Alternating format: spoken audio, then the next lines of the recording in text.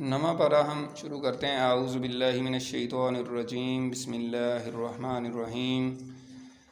قال الملأ الذین استکبروا من قومه لنخرجنک یا شعیب والذین آمنوا معک من قریتنا او لتعودن فی ملتنا قال اولو كنا کارہین قد افترینا علی اللہ کذبا ان عدنا فی ملتکم بعد اذ نجانا اللہ منها وما یکون لنا ان نعود فیها الا ان یشاء اللہ ربنا وسع ربنا کل شیء علما علی اللہ توکلنا ربنا افتح بیننا وبین قومنا بالحق وانت خیر الفاتحین۔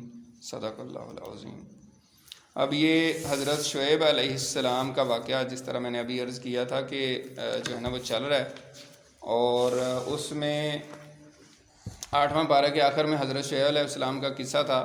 اس قصے کا بقیہ حصہ ابھی 9ویں پارے میں آیا ہے۔ حضرت شعیب علیہ السلام نے اپنی قوم کی برائیوں اور فتنہ اور فساد سے ان کو روکا، تو جو قوم کے متکبر لوگ تھے، جو بڑے چودھری اور بڑے وڈیرے اور بڑے نواب تھے، ٹھیک ہے، انہوں نے دھمکیاں دینا شروع کر دیں۔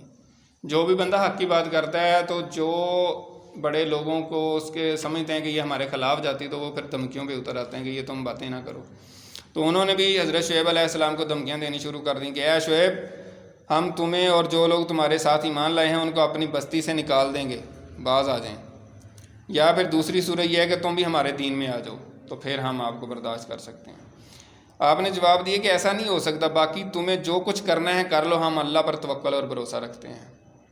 تو حق پہ چلنا اتنا آسان نہیں ہوتا، لوگ جو ہے نا وہ پھر اس طرح کی حرکتیں کرنا شروع کر دیتے ہیں، پھر یہ ہے کہ اللہ پہ توکل ہی کرنا پڑتا ہے۔ اس کے بعد اللہ تعالیٰ کی سنت بیان کی گئی ہے۔ ان مختلف انبیاء کرام کے قصے بیان کرنے کے بعد اللہ تعالیٰ فرماتے ہیں کہ جھٹلانے والی قوموں کے بارے میں ہماری سنت اور دستور یہ رہا ہے کہ ہم انہیں ہر طرح سے سمجھانے کی کوشش کرتے ہیں، تنگی اور تکلیف میں مبتلا کرتے ہیں کہ شاید وہ ہماری طرف رجوع کریں، لیکن جب وہ نرمی یا سختی کسی بھی طریقے سے نہیں سمجھتے تو ہم انہیں اچانک اپنے عذاب کی گرفت میں لے لیتے ہیں اور انہیں خبر بھی نہیں ہوتی۔ اور اسی سے پھر حضور پاک صلی اللہ علیہ وسلم کو تسلی دی گئی ہے کہ جو بھی پہلے انبیاء آئے ہیں ان کی امتوں نے ان کو جھٹلایا ہے، اور اگر جھٹلایا تو پھر ہم نے ان کو پکڑ بھی لیا ہے، تو آپ بھی بے فکر رہیں، اگر یہ نہیں مانیں گے تو ہم ان کو عذاب دیں گے۔ اور پھر ایسا ہی ہوا، اور غزوہ بدر میں اصل ان کو پھر عذاب جو ہے نا وہ ملا۔ پہلے قوموں میں تو اور اللہ تعالیٰ کا انداز تھا، لیکن امت مسلمہ میں عذاب کا جو ہے نا طریقہ وہ جنگ کے ذریعے ان کو عذاب دیا گیا۔ اس کے بعد حضرت موسیٰ علیہ السلام کا قصہ بڑا تفصیل سے بیان کیا گیا ہے کہ حضرت موسیٰ علیہ السلام جو ہے نا وہ بنی اسرائیل کو لے کر جانا چاہ رہے تھے، کیونکہ بنی اسرائیل حضرت یوسف علیہ السلام کے دور میں جب وہ مصر کے عزیز بن گئے تھے، وزیر اعظم بن گئے تھے، تو ان کو فلسطین سے، کنعان سے بلا لیا تھا، انہوں نے وہاں قحط تھا، یہاں پر آباد ہو گئے۔ پھر حضرت یوسف علیہ السلام کے بعد کچھ عرصے بعد جو ہے نا ان کو دوبارہ سے انہوں نے غلام بنا لیا جو فرعون تھے، تو اس کے بعد وہ غلامی کی زندگی گزارے تھے۔ پھر حضرت موسیٰ علیہ السلام پیدا ہوئے، پھر جب بڑے ہوئے تو انہوں نے فرعون سے کہا کہ ان کو جانے دیں، یہ میرے ساتھ جو ہے نا فلسطین، ان کو چھوڑ دیں، اور میں اللہ کا نبی ہوں۔ تو اس نے کہا کہ آپ بتائیں آپ کے پاس کیا دلیل ہے نبوت کی؟ تو حضرت موسیٰ علیہ السلام نے اپنا عصا اور عصا پھینکا، وہ سانپ بن گیا، اتنا بڑا اژدہا بن گیا، اور پھر ہاتھ نکالا تو وہ روشن۔ اس کے بعد انہوں نے یہ مطالبہ دیکھنے کے بعد بھی وہ نہیں جو ہے نا اسلام قبول کیا، جیسا کہ ہم نے ابھی بھی بتایا کہ جو معجزہ مانگتا ہے وہ اس لیے نہیں مانگ رہا ہوتا کہ وہ اس نے ایمان لانا ہوتا ہے، عام طور پہ اس طرح نہیں ہوتا۔ اس کے بعد پھر انہوں نے کہا کہ مشورہ مانگا فرعون نے کہ اب اس کا کیا کیا جائے۔ اس نے اپنے مشیروں سے مشورہ کیا، انہوں نے کہا کہ یہ تو بڑا جادوگر لگتا ہے، اور یہ تو فرعون نے کہا یہ تو بڑا جادوگر، اور یہ تمہیں نا تمہارے شہر سے، تمہارے ملک سے نکال دے گا، تو کیا کریں؟ تو انہوں نے کہا آپ ہی جادوگر بلا لیں، مقابلہ کروا لیتے ہیں۔ تو ایک کھلے میدان میں مقابلہ کروایا گیا، اور سارے پورے مصر سے، مختلف شہروں سے بڑے بڑے جادوگر ایکسپرٹ جو ہے وہ بلائے گئے، اور وہ سارے ایک میدان میں ایک طے کر لیا گیا کہ فلاں دن جناب میچ ہوگا۔ جیسے کرکٹ کا میچ ہوتا ہے اسٹیڈیم میں، ساری دنیا پہنچ جاتی ہے ٹکٹیں لے کے، تو وہ ساری دنیا پہنچ گئی۔ تو ان کو بڑا تھا کہ یار اتنے ہمارے جادوگر ہیں تو آج تو ہم جیت جائیں گے، موسیٰ علیہ السلام اکیلے کیا کر سکتے ہیں۔ تو حضرت موسیٰ علیہ السلام نے انہوں نے پوچھا کہ موسیٰ آپ پہلے پھینکیں گے یا ہم پھینکیں گے؟ تو حضرت موسیٰ نے کہا آپ ہی پھینکیں، جو بھی پھینکیں۔ تو انہوں نے اپنی جتنی رسیاں اور لاٹھیاں لے کر آئے تھے تو انہوں نے پھینکیں، اور وہ سارے سانپ بن گئے۔ وہ کیسے سانپ بن گئے؟ انہوں نے لوگوں کی آنکھوں پہ جادو کر دیا تھا، آنکھوں کے اوپر جادو کیا تھا، اور وہ ان کو نظر آ رہا تھا کہ یہ سانپ اور بڑے بڑے سانپ ہیں اور ہلتے ہوئے ہیں، لیکن حقیقت میں نہیں تھے۔ جادو حقیقت نہیں بدل سکتا، ٹھیک ہے نا۔ اگر آپ کو یقین ہو، اگر کوئی اس طرح ابھی بھی ہے کہ کوئی لاٹھی کو اگر سانپ میں کنورٹ کر دے نا، ہمارے اندر اگر اتنا کانفیڈنس ہو تو ہم اس کو پکڑ لیں تو وہ کچھ بھی نہیں ہوگا۔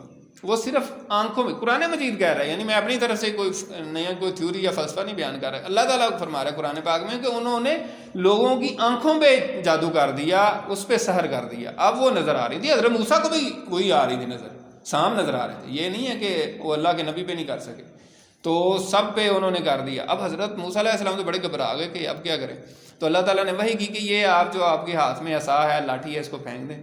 انہوں نے پھینکی تو وہ بہت بڑا اژدہا بن گیا اور ساری لاٹھیوں سب کو وہ کھا گیا۔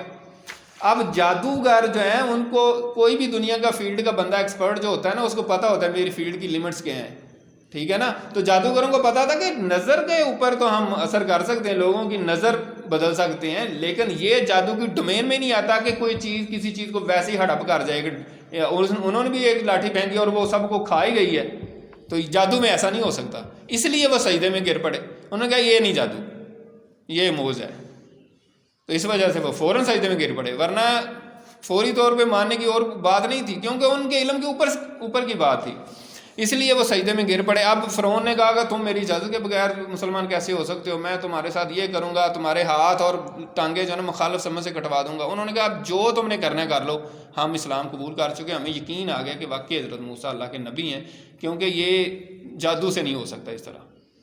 تو پھر اس کے بعد پھر اور ظلم کرنا شروع کر دیے بنی اسرائیل پر، پھر اللہ تعالیٰ نے اور عذاب ان کے اوپر نازل کرنا شروع کر دیے۔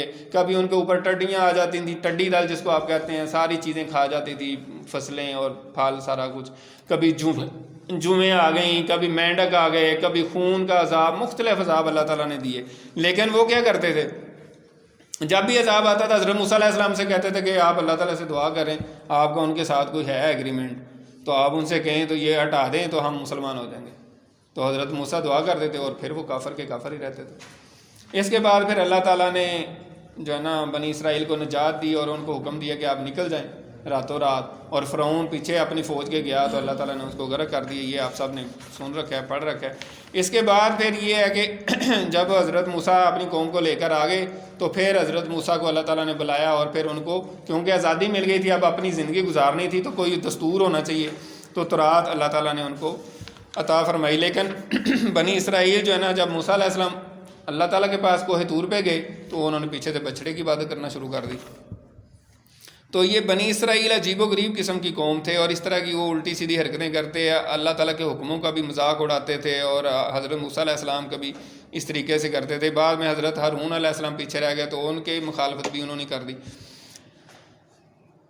یہ ساری چیزیں ہونے کے بعد جو ہے نا اللہ تعالیٰ نے فرمایا کہ یہ تمام واقعات سورہ راہ میں آگے جب بنی اسرائیل سے وعدہ لینے کا ذکر ہوا تو اسی کی مناسبت سے 12ویں رکوع میں بتایا کہ عالم رواح میں بھی تمام انسانوں سے اللہ تعالیٰ نے وعدہ لیا تھا، جس کو عہد الست کہتے ہیں، اور اس کا ابھی شروع میں ہم نے بات بھی کی تھی۔ اس کے بعد پھر کچھ اور مضامین بیان کیے گئے ہیں، جس میں سب سے اہم جو ہے وہ یہ ہے کہ جو کفار ہیں وہ چپایوں کی طرح ہیں، جو کافر ہیں وہ جانوروں کی طرح ہیں۔ وجہ کیا ہے؟ یہ کفار جانوروں کی طرح کیوں ہوتے ہیں؟ یہ وہ لوگ ہیں جو عقل اور دماغ کو دین کے لیے استعمال نہیں کرتے، وہ دیوانے ہیں، جو آیات الہیہ نہیں سنتے وہ بہرے ہیں، اور جو انہیں نظر بصیرت سے نہیں دیکھتے وہ اندھے ہیں۔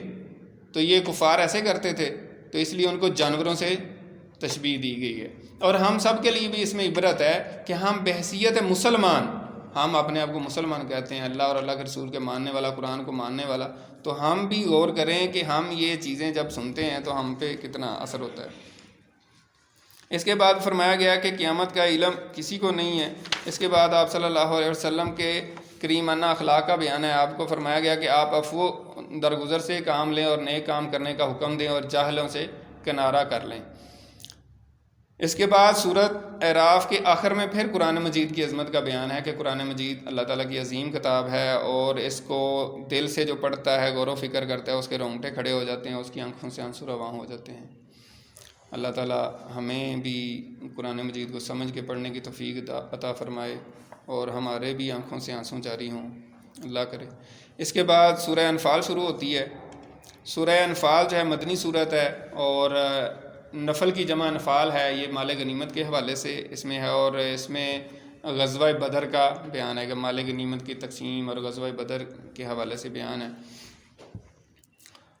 اور جہاد فی سبیل اللہ اس کا موضوع ہے کہ سب سے پہلا جو غزوہ اللہ تعالیٰ کے راستے میں مسلمانوں نے لڑا ہے وہ غزوہ بدر ہے، اور پھر غنیمت کے حوالے سے مسلمانوں کا اختلاف ہوا تو ان کو بتایا گیا کہ غنیمت کا مال کس طرح تقسیم کرنا ہے۔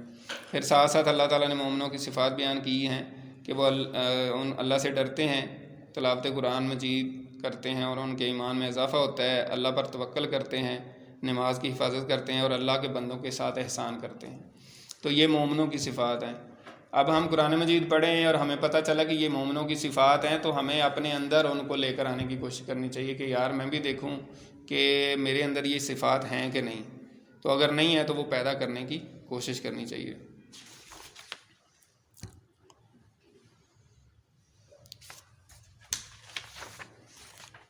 اس کے بعد اللہ تعالیٰ نے سورۃ الانفال میں یا ایھا الذین آمنوا کہہ کے مسلمانوں سے خطاب کیا ہے، اور یہ خطاب 6 دفعہ ہے، اور اس میں اللہ تعالیٰ نے کچھ اصول بیان کیے مسلمانوں کے لیے جہاد کے حوالے سے۔ سب سے پہلا یہ ہے کہ اے ایمان والو، جب تم میدان جنگ میں کافروں سے ٹکراؤ تو ان سے پیٹھ مت پھیرو۔ دوسرا یہ ہے کہ اے ایمان والو، اللہ اور اس کے رسول کے حکم کی اطاعت کرو اور اسے سن کر اسے اعراض نہ کرو۔ تیسرا یہ ہے کہ اے ایمان والو، اللہ اور اس کے رسول کا حکم مانو جب وہ تمہیں ایسے کام کی طرف بلائیں جس میں تمہاری زندگی ہے، یعنی جہاد میں ہی زندگی ہے، کہنے کا مقصد یہ ہے۔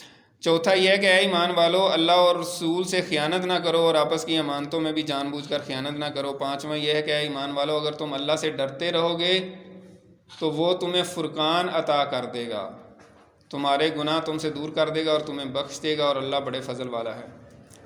یعنی اللہ کا اگر تقوی انسان اختیار کرے تو اللہ تعالیٰ اس کو ایک ایسی کرائٹیریا دے دیتا ہے، ایسی پہچان دے دیتا ہے، ایسی کسوٹی دے دیتا ہے، ایسا فرقان عطا فرما دیتا ہے کہ وہ حق اور باطل کو پہچان لیتا ہے۔ اس کے دل کے اندر وہ آنکھ پیدا ہو جاتی ہے جس سے اس کو پتہ چل جاتا ہے کہ صحیح کیا ہے اور غلط کیا ہے۔ یہ اللہ تعالیٰ نے فرمایا ہے۔ اور چھٹا خطاب جو ہے اور چھٹا اصول جو ہے نا وہ بڑا اہم ہے۔ اس میں فرمایا گیا کہ اے ایمان والو، جب کسی جماعت سے تمہارا مقابلہ ہو تو ثابت قدم رہو اور اللہ کو بہت یاد کرو تاکہ تم کامیاب ہو جاؤ۔ یعنی کسی بھی جہاد میں کامیابی کی پہلی سیڑھی یہ ہے کہ اللہ کا ذکر زیادہ سے زیادہ کیا جائے۔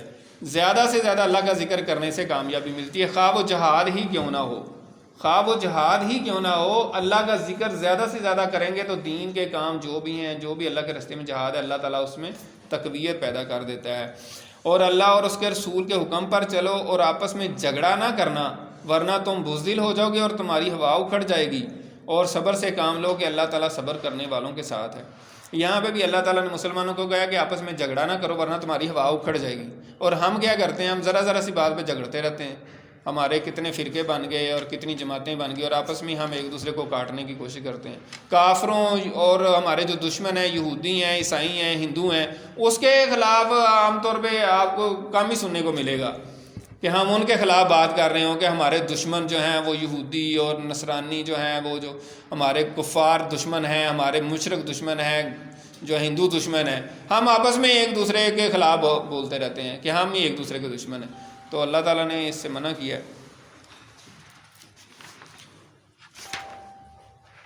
اس میں ان آیات میں جن باتوں کا حکم دیا گیا ہے ان پر عمل پیرا ہو کر، اور جن باتوں سے منع کیا گیا ان سے باز آ کر مسلمان یقیناً دنیا کی سب سے مضبوط اور طاقتور قوم بن سکتے ہیں۔ یعنی یہ جو ابھی میں نے بیان کی ہیں کہ آپس میں اختلاف نہ کرو، جھگڑا نہ کرو ورنہ تمہاری ہوا اکھڑ جائے گی، صبر سے کام لو، اگر یہ باتوں پہ انسان اور مسلمان عمل کریں تو ہم دنیا کی مضبوط ترین قوم بن سکتے ہیں۔ جب ہمارے گروہی اور لسانی اور فرقے اور یہ ساری چیزیں جب ختم ہو جائیں، ہم ٹھیک ہے آپ فقہی انداز میں آپ اختلاف رائے رکھنا کوئی مسئلہ نہیں ہے، آپ کہیں جی میرے پاس یہ دلیل ہے میں اس کو صحیح سمجھتا ہوں، یہ تو بات کوئی مسئلہ نہیں ہے، لیکن بحیثیت مجموعی جو ہمارا رویہ ہوتا ہے کہ ہم بالکل پھر اگلے کو اتنا اپنا دشمن ہی سمجھ لیتے ہیں، اختلاف رائے کو برداشت نہیں کرتے، علمی اختلاف کو برداشت نہیں کرتے، وہ صحیح نہیں ہے. اختلاف ہونا کوئی بات نہیں ہے. جیسے آج میں اب ایک چھوٹی سی مثال ابھی کی بتا دیتا ہوں. جیسے ابھی مسجدوں میں فاصلہ رکھنے کی بات ہے, کچھ لوگ اتنے متشدد ہیں, وہ کہتے ہیں جی فاصلہ ہونا ہی چاہیے ہر صورت میں نا, اگر نہ ہوا تو پتہ نہیں کیا ہو جائے گا. ٹھیک ہے. دوسرے ہیں وہ کہتے ہیں کہ ختم ہونا چاہیے لازمی طور پہ. اس طرح کے امت کے اندر جو اختلافات ہوتے ہیں وہ رحمت کا باعث ہوتے ہیں. علمی اختلاف ہونا وہ رحمت کا باعث ہوتا ہے. اس کی دیکھیں نا, آج کے ابھی بڑے لوگ ایسے ہیں جو محتاط رویہ رکھتے ہیں. وہ کہتے ہیں بھائی ہم تو اس مسجد میں جائیں گے جہاں فاصلہ ہو, ہمیں تو ڈر لگتا ہے بھائی کہیں لگ نہ جائے, وہ اس مسجد میں آ جائیں. جو کہتے ہیں کہ نہیں ہم جڑ کے نماز پڑھنا چاہتے ہیں, وہ اس مسجد میں چلے جائیں. دونوں کا مسئلہ حل ہو گیا. اس طریقے سے دین میں جو اختلافات پائے جاتے ہیں جو فقہی ہیں, کسی چیز کے مطلب جائز یا ناجائز ہونے کے حوالے سے, یا اور بھی کئی چیزیں ایسی ہیں جو اختلافی ہوتی ہیں, اس میں امت کا بھلا ہوتا ہے. امت کے جو لوگ وہ کرنا چاہ رہے ہیں اس میں ان کی گنجائش پیدا ہو جاتی ہے. اس کو علماء کہتے ہیں گنجائش پیدا کرنا. تو اللہ تعالیٰ سے دعا ہے کہ اللہ تعالیٰ ہمیں جو کچھ پڑھا سنا ہے اس پہ عمل کرنے کی توفیق عطا فرمائے. یہ ہمارا نواں پارہ ختم ہو